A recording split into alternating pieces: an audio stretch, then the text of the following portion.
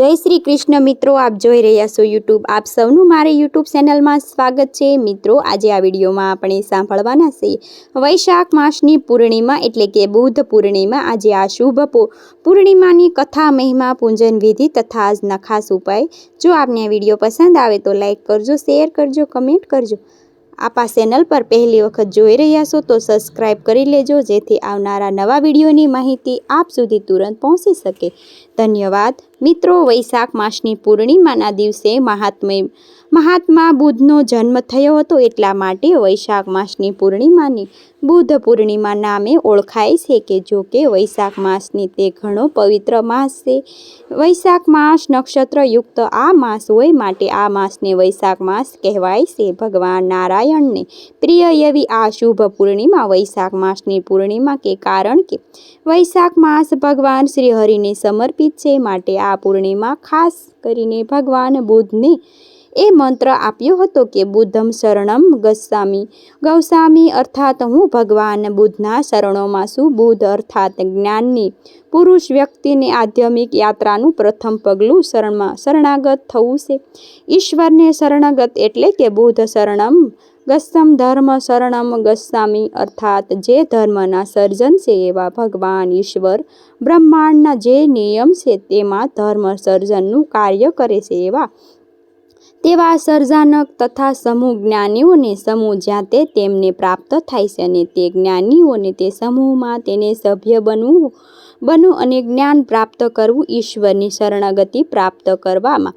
આમ ભગવાન બુદ્ધે આ મંત્ર આપ્યો હતો કે બુદ્ધમ શરણમ ગચ્છામિ, ધર્મ શરણમ ગચ્છમ, સંઘમ શરણમ ગચ્છામિ. આમ મંત્રનો જાપ કરી શકાય છે. જેમ ભગવાન બુદ્ધને જ્ઞાનની પ્રાપ્તિ થઈ એ રીતે આપણને પણ સદા જ્ઞાન પ્રાપ્ત થાય, આપણો જન્મનો સુધરી જાય, આપણે લૌકિક સંસાર હંમેશા ઈશ્વરના તો હોઈએ છીએ, બંગલા, ગાડી અને રાજ સમાન સુખ પ્રાપ્ત થાય. પરંતુ ભગવાન બુદ્ધે સાબિત કરી દીધું કે રાજ સુખ હોય છતાં પણ જ્યારે મન ઈશ્વરમાં લાગે, ધર્મની ખોજમાં, ઈશ્વરની ખોજમાં લાગે, ત્યારે આ સંસારનું સુખ દરેક નષ્ટ થઈ જાય છે, અને જ્યારે ઈશ્વરની પ્રાપ્તિ થઈ જાય ત્યારે બીજું કંઈ બાકી રહેતું નથી. મોક્ષનો માર્ગ પ્રશસ્ત થઈ જાય છે. જીવનમાં આપણા ધર્મોમાં બે માર્ગ બતાવવામાં આવ્યા છે, જેમાં વૃત્તિ માર્ગ અને પ્રવૃત્તિ માર્ગ. નિવૃત્ત માર્ગ અર્થાત જે શુદ્ધ સંન્યાસી છે, જેમને સંસારનો ત્યાગ કર્યો છે, સર્વ કાંઈ નિવૃત્ત થઈને અર્થાત ત્યાગ કરીને પ્રભુ ભજનમાં લીન બનવા માટે તૈયાર થાય છે, તેને પ્રભુની પ્રાપ્તિ માટે હૃદયમાં કૌશિક કરતા રહે છે. પ્રભુ પ્રાપ્ત થઈ જાય જ્યારે પ્રવૃત્તિ માર્ગ અર્થાત આપણે સંસારી જેવો નિત્ય પ્રવૃત્તિ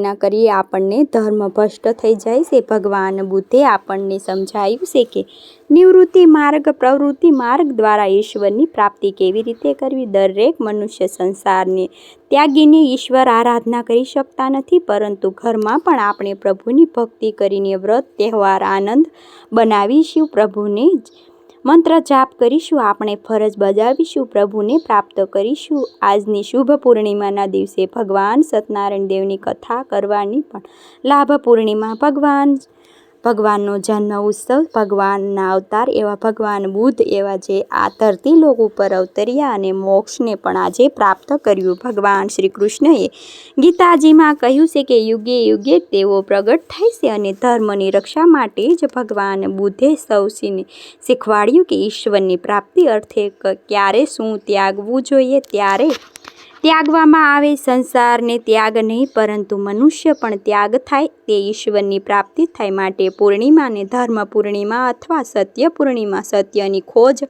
જો બુદ્ધજીએ કરેલી હતી, માટે સત્ય પૂર્ણિમા પણ કહેવાય છે. આ પૂર્ણિમાના દિવસે પવિત્ર નદીઓમાં, જળાશયોમાં સ્નાન કરવાને મનુષ્ય કેટલાક જન્મોના પાપ નષ્ટ થઈ જાય છે.